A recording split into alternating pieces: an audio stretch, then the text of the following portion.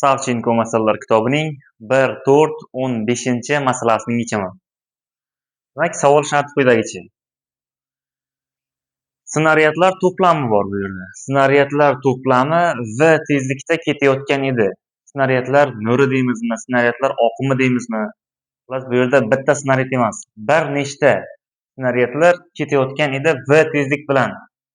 V tezlik bilan ketayotgan edi snaryadlar oqimi. Shunda aytayaptiki, snaryadlar ikkiga bo'lindi. 10 ta snaryad bu yoqqa, 10 ta snaryad bu yoqqa emas. Bunaqa emas. Har bir snaryad, ya'ni bu yerda 100 ta snaryad bo'lsa, masalan, o'sha 100 taning har biri bittasi ikkiga bo'lindi. Keyingi ikkinchi snaryad ham ikkiga bo'lindi. 10-chi snaryad ham plus hamma snaryad ikkiga bo'lindi.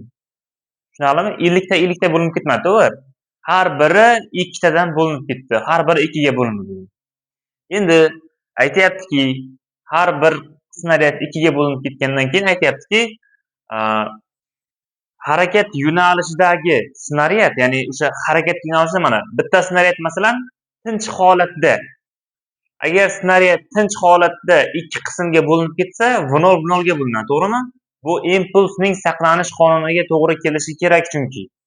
Shuning uchun agarda bitta snaryad qimirlamay turgan holatda, ya'ni tinch holatda ikkiga bo'linganda v0 va v0 ga bo'linadigan bo'lsa, v0 va v0 tezlik bilan harakatlanadigan bo'lsa, bu yerda harakat yo'nalishida ketganligi uchun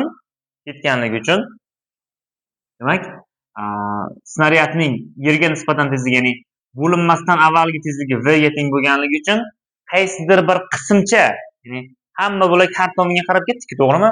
Qaysidir bir qismcha harakat yo'nalishida ketibdi. Qaysidir bir yarimta qism harakat yo'nalishida ketib qolibdi, harakat yo'nalishida. Aytayaptiki, uning tezligi 3v deyapti. 3v. Uning yerga nisbatan tezligi 3v bo'ladigan bo'lsa, o'zi snaryad bo'linmasdan avvalgi tezligi v ga teng bo'ladigan bo'lsa, demak u, ya'ni mana bu v0 tezlik 2v ga tengda. 2v ga teng. Ya'ni agar mana bu snaryad harakatsiz holatda portlaganda tezligi 2v ga teng bo'lar edi. Harakatli holatda portlagani uchun v ga 2v qo'shilib necha bo'lib qolgan? 3v bo'lib ketgan. Shuning uchun savolda aytayapti. Yerga nisbatan tezligi 3v deganligi uchun 3v dan v ni ayirib biz 2v ga teng deyapmiz. 2v ga teng deyapmiz. Endi biz bildikki, barcha snaryadlar bir turda bo'lganligi uchun, bir xil turda bo'lganligi uchun har bir snaryad ikkiga bo'linganda har bir bo'lak v0 teng 2v. Har bir bo'lak 2v tezlik bilan portlaydi. Yerga nisbatan emas, demak dastlabki harakat yo'nalishidagi dastlabki snaryadga nisbatan 2v tezlik bilan harakatlanadi. Endi bilamizki, snaryadlar faqatgina harakat yo'nalishida yoki harakatga perpendikular emas, faqatgina unaqa emas, barcha yo'nalishlarda portlagan. Snaryadlar axir buralib ketishi mumkin, har xil vaziyatlar bor bu yerda, to'g'rimi?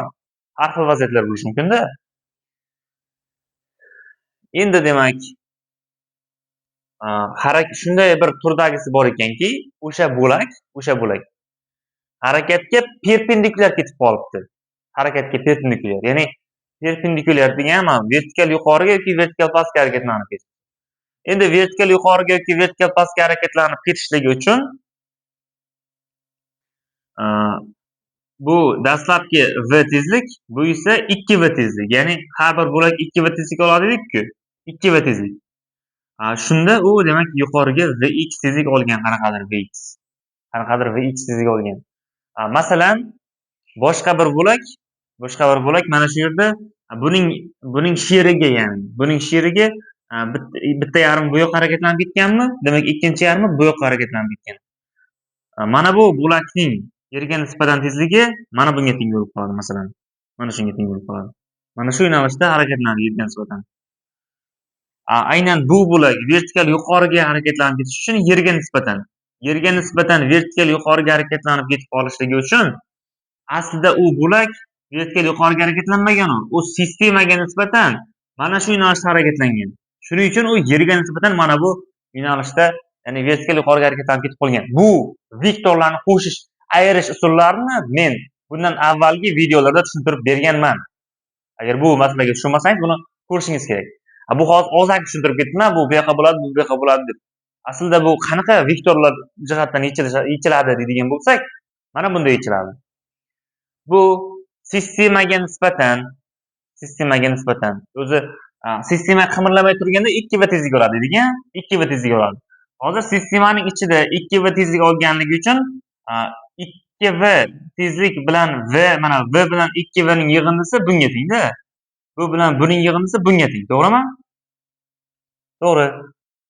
Shuning uchun bu yig'indi vektor bo'lyapti, ammo men bu baribir mana bu vektorning gorizontal tashkil etuvchisi bilan mana bu ikkalasi ayrilib ketib, keyin demak mana bunga teng bo'lib qolar ekan. Shunga teng bo'lib qolar ekan. Oddiygina bu Pifagor teoremasidan kelib chiqar ekan. 2v ning kvadrati vx kvadrat plus v kvadratga. Shunda vx imiz o'zasi 3v ga teng bo'lar ekan. 1.4.17 masalaning yechimida esa demak mana bu koptok. Koptok birinchi holatda, koptok birinchi holatda. Birinchi holatda turibdi. Ikkinchi holatda esa gorizontal u tezlik bilan harakatlanyapti. U tezlik bilan. Har bir holatda unga tushadigan yomg'ir tomchilarining sonini toping degan vaqt birligidagi. Xo'p, birinchi holatda yomg'ir tomchilari demak, yomg'ir tomchilarining tezligi v ga teng. Yomg'ir tomchilarining tezligi demak, bu yerda yomg'ir tomchilarining tezligi u ga teng bo'ladi. U ga mana bu konsentratsiya, ya'ni uning ustiga tushayotgan yomg'ir tomchilari bor-ku, to'g'rimi? O'sha yomg'ir tomchilarining konsentratsiyasi bir xil bo'ladi. Chunki konsentratsiya ikkala holatda o'zgaradi degan gap yo'q. Konsentratsiya bir xil demak. Yomg'ir tomchilarining konsentratsiyasi n ga teng. N teng katta n taqsim v yomg'ir tomchilarining sonining demak hajmga nisbatiga teng bo'ladi. Bu yerdan n ni topadigan bo'lsak, n teng kichkina n ko'paygan, u delta t ko'paygan s. U delta t bu demak yo'lga teng, yo'lni yuzaga ko'paytirsak bu hajmni beradi. Endi bu yerda tezlik masalasiga kelamiz. Birinchi holatda koptok harakatlanmaganligi uchun unga yuqoridan u tezlik bilan yomg'ir tomchilari kelib urilyapti. Ikkinchi holatda esa koptok v tezlik bilan harakatlanyapti bu tomonga. Bu tomonga v tezlik bilan harakatlanganligi uchun yomg'ir tomchilari uning ustiga vertikal emas, burchak ostida tushadi. Burchak ostida. Bu xuddi buni avvalgi masalada tushuntirib berganimiz, ya'ni avtomobilning oynasiga agar avtomobil harakatlanmagan holatda shamol bo'lmasa, yomg'ir tomchilari vertikal tushadi. Ammo shamol bo'lsa yoki avtomobil harakatlanganda yomg'ir tomchilari vertikaldan biror bir burchak hosil qilib qoladi. Bularni tushuntirib berganmiz bundan oldingi videolarda. Shuning uchun bu holatda ham umumiy tezlik o'zida v kvadrat plus u kvadratga teng bo'lib qoladi. Natijada mana bu vaqt birligida tushadigan tomchilar soni ham o'zgarib qolar ekan demak. Va nisbat o'zida v kvadrat plus u kvadrat taqsim u ga teng bo'lib qolar ekan. Xo'p, 1.4.16-masalaning yechimi esa demak bu nazariy mexanika masalasi, nazariy mexanika. Xo'p, demak ikkita shunchaki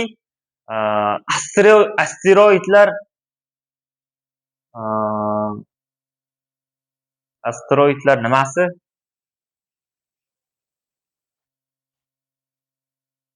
Qatlami desak ham bo'ladi. Asteroidlar qatlami yoki shunchaki toshlar qatlami, toshlar.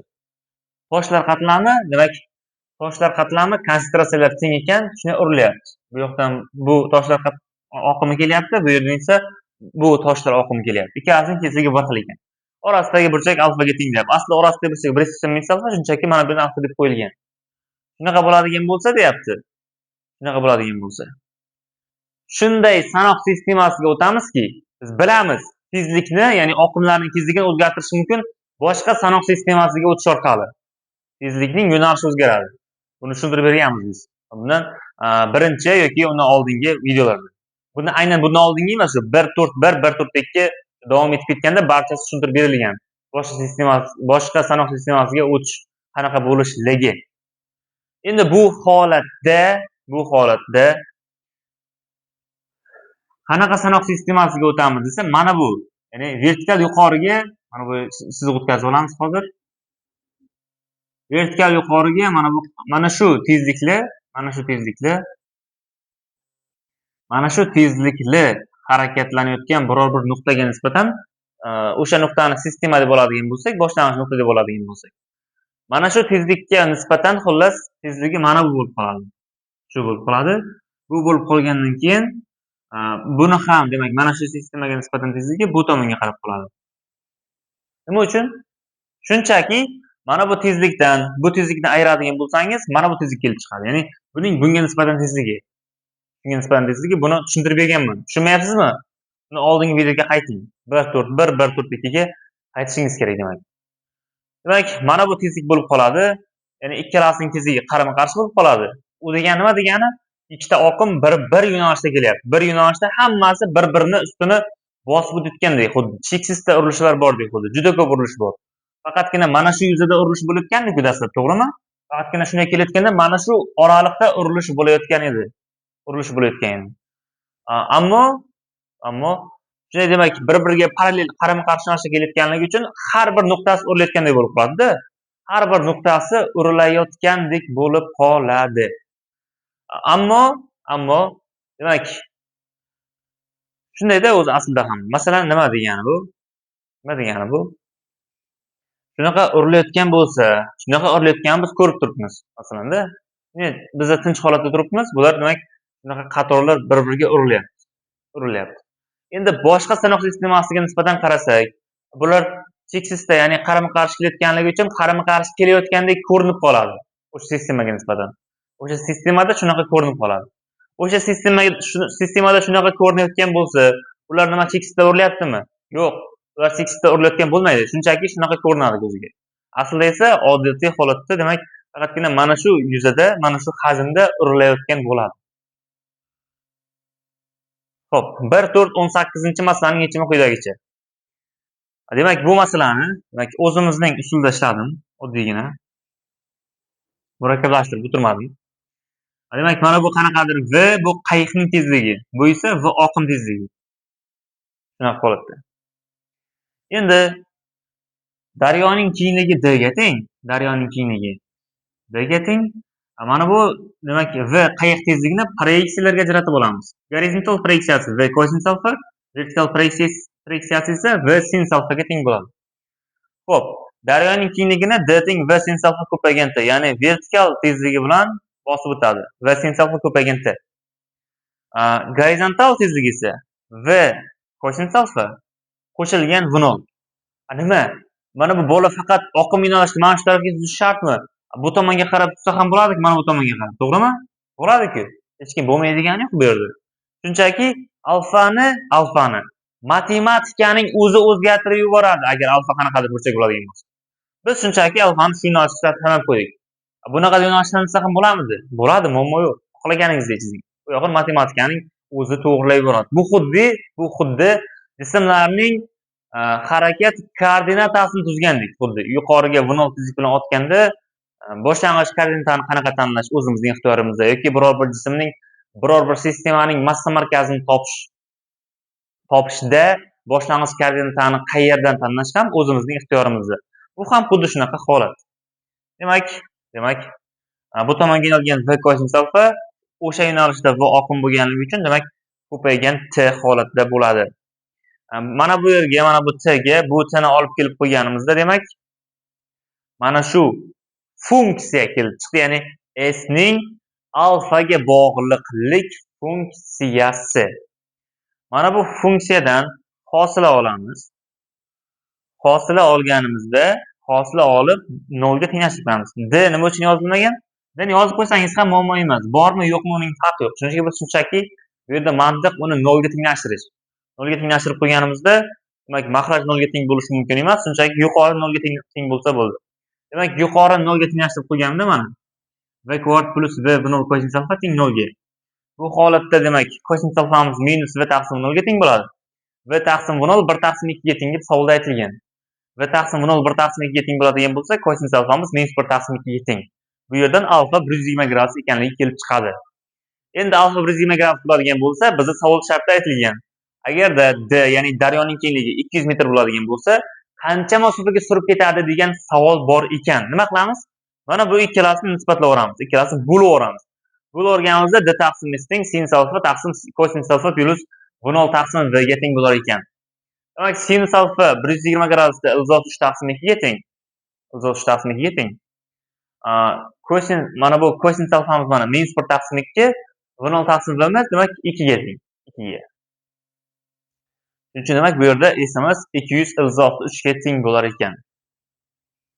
Hammaga rahmat.